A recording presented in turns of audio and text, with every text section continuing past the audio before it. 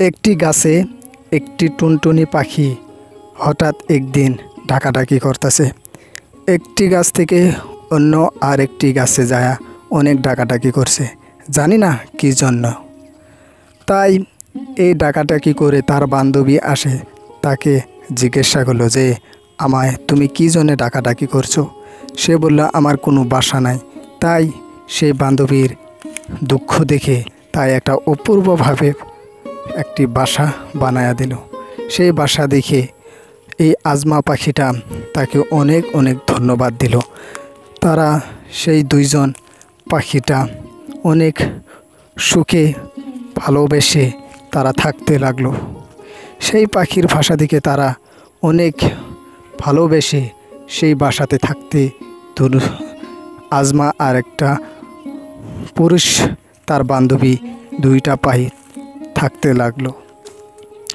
সে এরকম কয়েকদিন চলে গেল।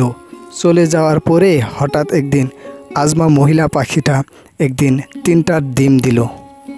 অনেক খুশি লাগলো তার বান্ধবী, যে যাই না হোক আমার বান্ধবীটা এখন সদস্য আরও পরিবারে কয়েকটা সদস্য নিয়ে আইতাছে।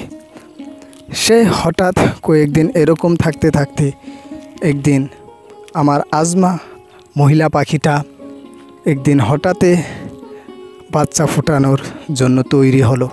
হঠাৎ এরকমভাবে 2টা বাচ্চা পৃথিবীতে বাড়াইয়া আসলো। 2-1 দিন পরে আরও একটা বাড়িয়া এলো। এরকমভাবে 3টা বাচ্চা পৃথিবীতে বাড়িয়া এলো। সে আজমার বান্ধবীটা বাচ্চা দিকে অনেক খুশি হয়ে গেল, আর জায়গা পাইল না। তাই এরকমভাবে কয়েকদিন চললো। সে বাচ্চার খাদ্য জোগাড় করে সেই বাচ্চার মুখে তুলে দেয়। এরকমভাবে কয়েকদিন চললো। কিন্তু কি দুঃখের ব্যাপার, একদিন হঠাৎ একদিন বাচ্চা একটি সেই বাসা থেকে বাচ্চা একটা অন্য একটি বাচ্চা মারা গেল।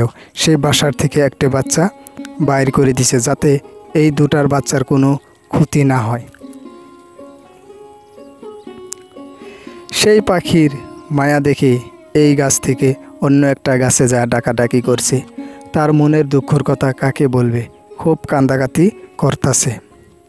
তাই এখন যে 2টা বাচ্চা আছে সেই 2টা বাচ্চাকে মরম যত্ন আদর যত্ন করতে লাগলো, যাতে এই 2টা বাচ্চা মায়ের আদর যত্ন পায়।